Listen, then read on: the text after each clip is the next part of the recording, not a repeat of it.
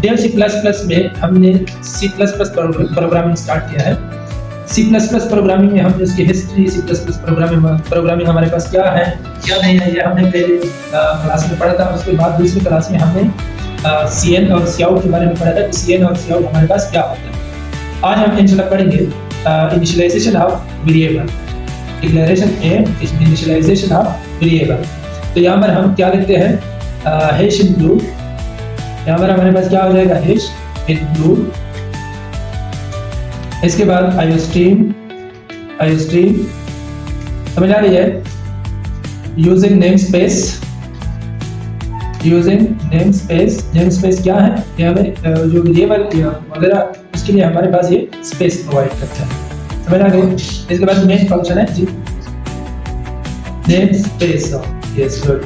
यहाँ पर name space है, पीस नहीं, मेन फंक्शन हमने बनाना है।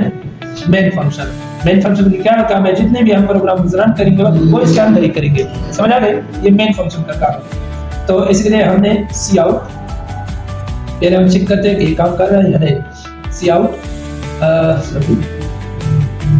कैरेक्टर जो है, इसको हमने ये जो कामत ऊपर कामत है ये हमने जरूर लाजमी लगाने होते हैं। रेहान सी आउट, तो इसको हम सेव करते हैं पहले प्रोग्राम को। समझ आ रही है। इसको हम डेस्कटॉप पर सेव करते हैं और फर्स्ट प्रोग्राम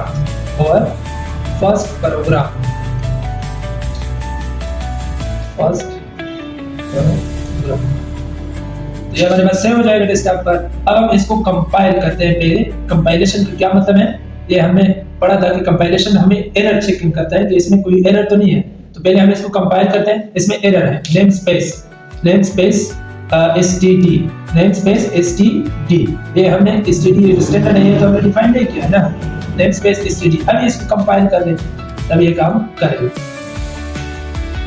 std स्मॉल में, अच्छा ये चीज आप लोग सीख लें, ये जो है सी प्लस प्लस प्रोग्रामिंग में ये केस सेंसिटिव है।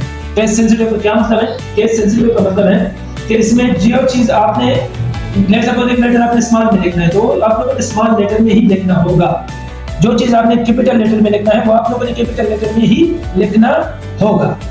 तो इसको हम कंपाइल करते हैं, कंपाइल, अभी नो एरर, आप लोग चेक कर सकते हैं, एरर 0, वार्निंग 0, एटसेट्रा। अब हम इसको रन करते हैं, एग्जीक्यूट में चले जाए, रन F10, F9 जो है ये कंपाइलेशन के लिए शब्द करती है, F9, F10 जो है ये रन के लिए है, F11 जो है ये दोनों के लिए है।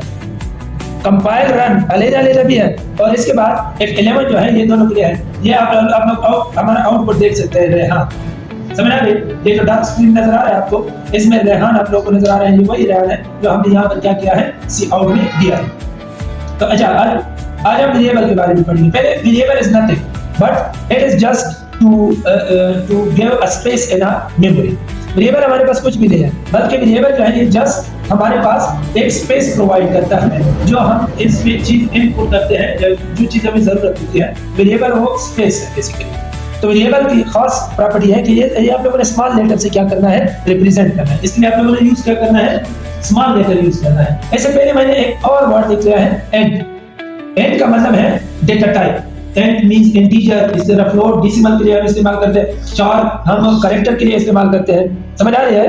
बलून हम 01 के लिए इस्तेमाल करते हैं। तो ये मुख्तलिफ हमारे पास क्या होता है, डेटा टाइप्स होते हैं। जो हम डेटा देते हैं उसका कौन सा टाइप है, तो int हमारे पास डेटा टाइप है। x जो है ये हमने वेरिएबल डिफाइन कर लिया है, ये हमने क्या कर लिया है, वेरिएबल डिफाइन कर लिया है। तो हम इसको चेक करते हैं, सी आउट हमारे पास आउटपुट के लिए इस्तेमाल होता है। ये कौन सी लाइब्रेरी में पढ़ा है, ये स्ट्रीम में होता है, ये स्ट्रीम लाइब्रेरी में सी और सी आउट होता है।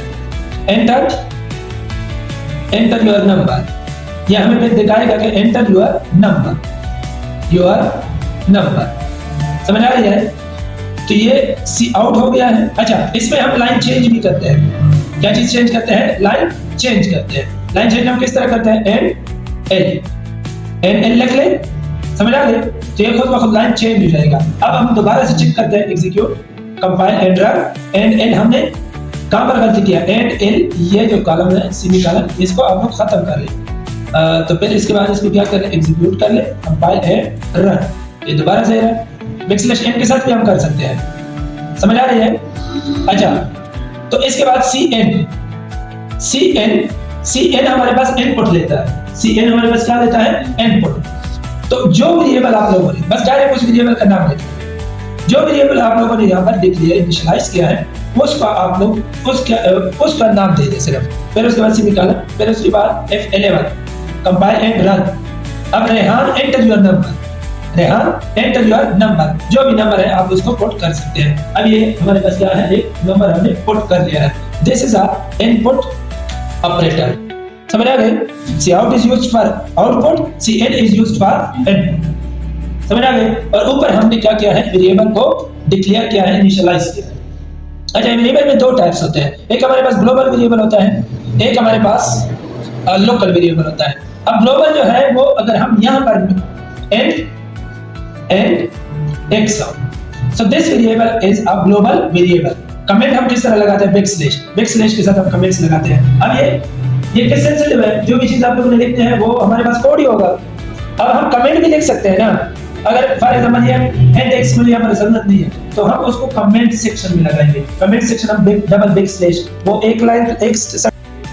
ग्लोबल का मतलब ये है कि वो हम फंक्शन के बाहर भी क्या कर सकते हैं, डिक्लेयर करते हैं, और ये हम हर एक फंक्शन में इस्तेमाल कर सकते हैं। बेसिकली वेरिएबल में, लोकल में ये होता है कि जिस फंक्शन में आप लोग वो उसको डिक्लेयर कर लेते हैं। लेट्स सपोज ये मेन फंक्शन है ना, इसमें हमारे पास ये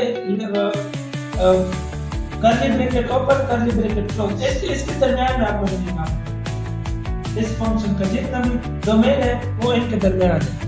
अब अगर आप लोगों ने एक वेरिएबल को इनके दरमियान में इनिशियलाइज कर लिया, समझ आ रही है, तो वो इसी ही फंक्शन में काम करेगा, इससे बाहर आप लोग इस्तेमाल नहीं करेंगे।